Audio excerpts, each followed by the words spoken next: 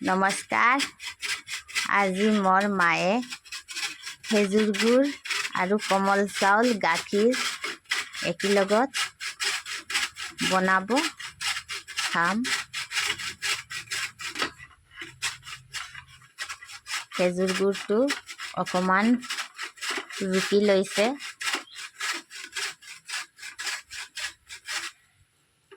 কোনে কোনে খাব আপোনালোকে চাওক, ইমান ধুনীয়া হৈছে।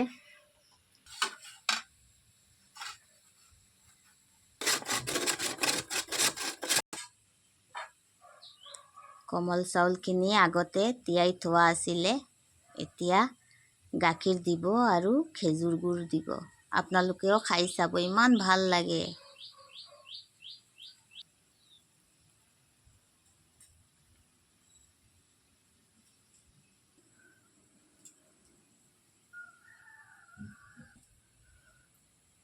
ভাল লাগিলে আপোনালোকে লাইক, শ্বেয়াৰ আৰু ছাবস্ক্ৰাইব কৰিব।